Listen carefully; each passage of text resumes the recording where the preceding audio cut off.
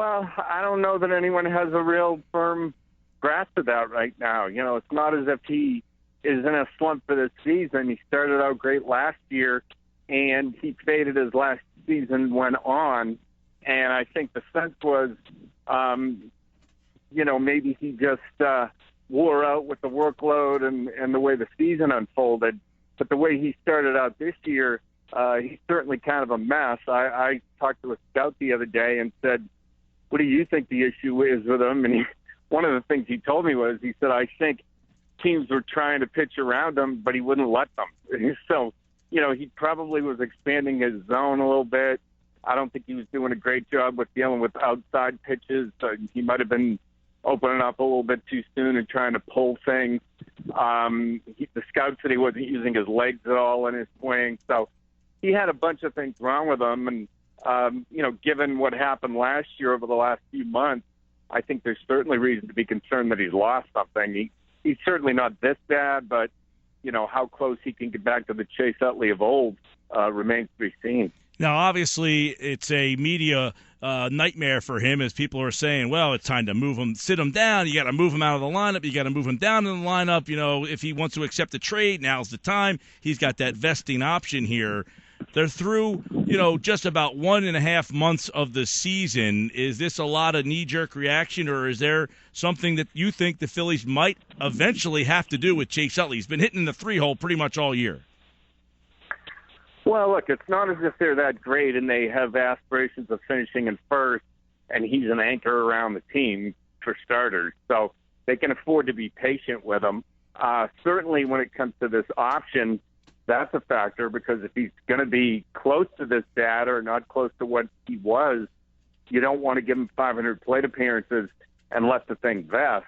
As far as a trade, it's kind of hard to envision that happening, just because what team in a pennant race is going to want a second baseman who's 36 years old, who's hitting 116? So, look, I wouldn't give up on Chase Utley this fast. He's about as competitive as any guy I've ever seen. And if anybody's going to be able to work their way through this, it's him.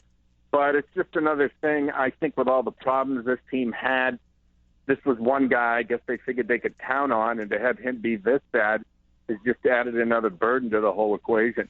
Now, obviously, many years ago, Mike Schmidt just one day decided, that's it for me. 1989, he's hitting 203, 42 games in. I'm done. I've had it. I just hit the wall. I can't do it anymore. Does Schmitty himself see any comparisons between himself and Chase Utley's struggles? No, not really. The writers got him underneath behind the dugout, and it was funny because people were asking about Utley for about 5 to 10 minutes, and he was talking about it, and then the subject was raised about how he retired, and he was really seemed caught off guard at it, to the point where he said, geez, I don't see any parallels between me and him. I mean, number one, Schmidt was 39 years old. Number two, he wasn't making any money to speak of, and Utley certainly has a financial incentive to keep playing.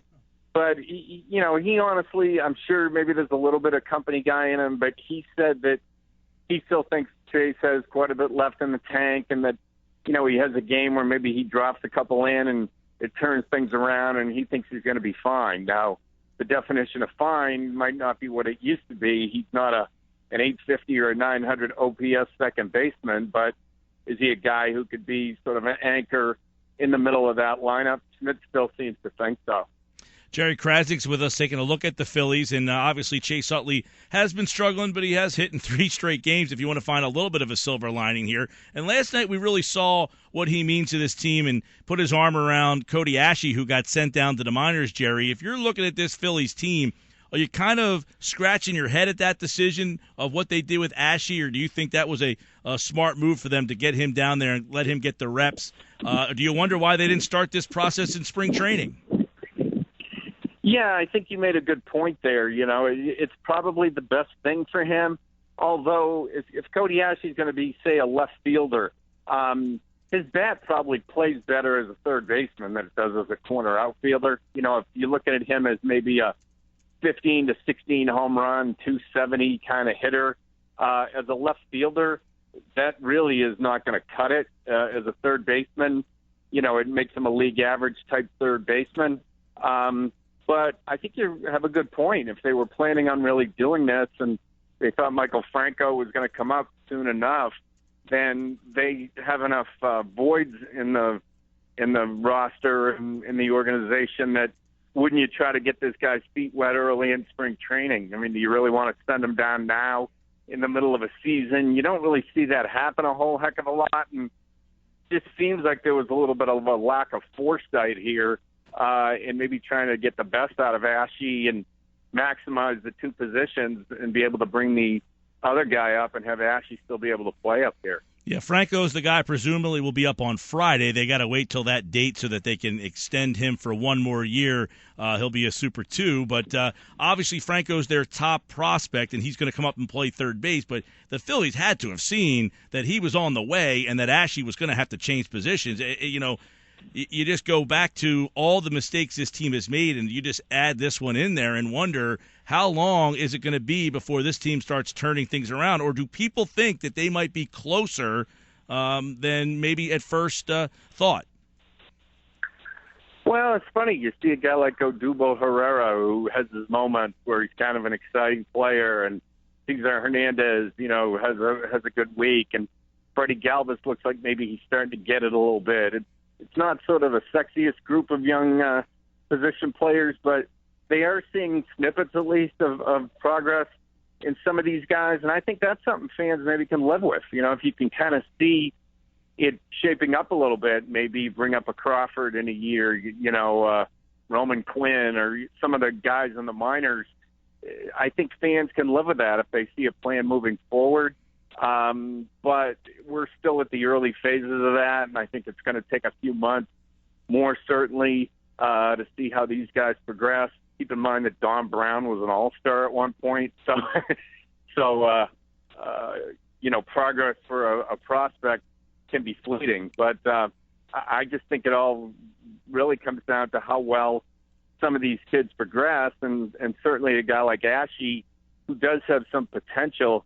It just seems weird to think he's going to go down to the minor leagues in the middle of a season to learn a new position. If you thought this was the case, usually you send him to winter ball or do something where he gets a month under his belt doing this kind of thing. And I'm just wondering what the thought process was. Yeah, I was perplexed last night when I saw that they optioned him down. I'm thinking to myself, well, you didn't know this was going to happen. I mean, your best player is a third baseman in the minor leagues. Your closest major league ready guy, Jerry, is a third baseman. And those kind of decisions really make you keep scratching your head with this organization. And you wonder, the way that baseball has changed, it seems like a lot of these teams are putting more trust in younger players. And the Phillies, do you see that they are still a little bit behind in that category? Well, I don't know if they're behind in the way they want to do it. I guess they're just behind in the talent that they have. You look at the Cubs, for instance, and look, the Cubs they got Addison Russell. The thing with the Cubs was that they got a bunch of guys who had played shortstop, Baez or Addison Russell, or they had Castro and, Bryant. They had guys who were infielders with versatility that they could move around. If you have guys who are shortstops, you can take them and move them to the outfield without probably being as big a deal. The Phillies, I think they want to do it that way now. The problem is they just haven't drafted well. They haven't signed well. The trades that they've made, giving away veterans and bringing in young guys, have not worked out well. So the farm system's a little bit too barren. They wanted some of these young kids to come in and replace the Howards and Utleys and Hunter Pence and Marlon Byrd and Victorino and all these guys that they left. They just didn't have enough good talent down there, and that could be death on a franchise unless you want to go out and spend huge amounts on free agents, which doesn't work. You got to do a better job with the farm system. Jerry, how would you, or what do you see in the Aaron Nola? Is he a guy that you would like to see up here? A lot of people say, well, there's no need to rush him, keep him down there. But you look around, some of these teams like the Astros and the Marlins, and even you go to Kansas City, they were letting some of those younger guys get up there, and now you're seeing those teams kind of turn the corner. Would you rather see these guys get on the job training, or do you like it that they're keeping him and kind of slowing the process down? Well, I mean, from what I understand about Aaron Nola, I think he's more of your mature kind of pitcher, had a good college pedigree.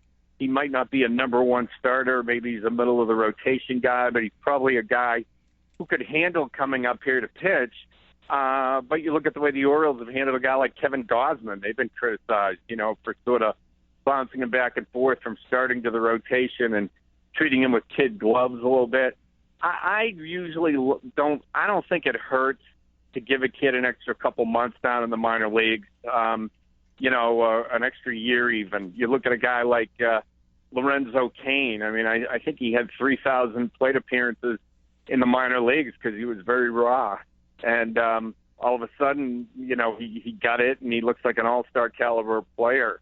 So I think if you can give a guy extra time in the minor leagues, you really try to do that. And I will say, I mean, the Phillies ostensibly should know their players better than we do, and who can handle playing in the big leagues better than other guys.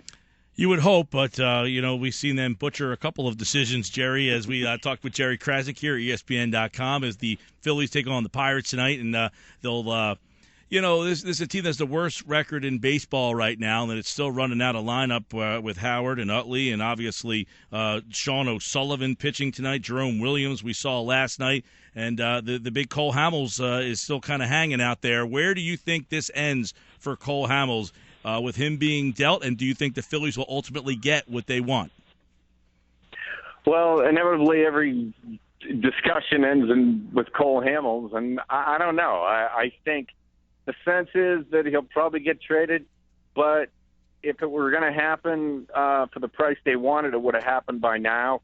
And it seems like they've dug in their heels, and they don't want to get, four guys who are everybody's 8th to 14th best prospects. They want the Mookie Bettses and the Jock Petersons and the Blake Swiharts and guys like that. And obviously, if they were going to get them, it would have happened by now. So I think there's going to have to come a point where either Ruben Amaro, drops his price and takes a risk on it, or they just hold firm.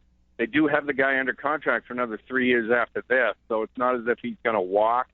But as my colleague Buster Olney has pointed out, there's a risk to that. If he gets hurt or he pitches poorly or whatever, his value goes down. So every day they keep him, chances are it's not going to get better in terms of the haul they get. It could only get worse. So I wish I had an answer for this. I think anybody who tells you they have an answer is probably deluding themselves. It's probably a coin flip right now or 50-50, but I'm sure their eyes are open, and it depends on contenders between now and the deadline and who needs a starter. And if somebody does need a starter, they're in well positioned to give them one. You get any sense, Jerry, that I know the Phillies would love to move Jonathan Papelbon, and he obviously had said before that he wouldn't mind being out of here. Now, he's been kind of a model citizen since that time, and he's pitched really, really well. In fact, your colleague Buster Olney had said that people around the league were saying how impressed they've been with the way that he's pitching now as opposed to throwing. So do you think the Phillies may actually be able to move Papelbon? It's certainly possible. His contract complicates things, but I've heard the same thing from scouts. They really say a lot of good things about him now. He has pitched well, and he is a guy who could pitch in any environment. But, I think you have to look team by team and who needs what. And if there's a contending club and it's July and it closes the one thing standing in the way, then, they'll probably make a play for him. But if they're going to pick up that option, which is pretty expensive, they're probably not going to want to part with a whole lot of talent, too. I would assume at this point the Phillies would just be happy to get rid of the contract. So, again, it's one that probably should have happened before this last winter when Milwaukee or Toronto or some of these teams needed a closer, and it didn't. And now we went back to square one, and it'll probably pick up some steam between now and the trade deadline. Jerry Crasnick, ESPN.com senior baseball writer here with a look at the Phillies as they get ready to take on the Pirates, by the way, tonight. Sean O'Sullivan against A.J. Burnett, who has turned it around all of a sudden.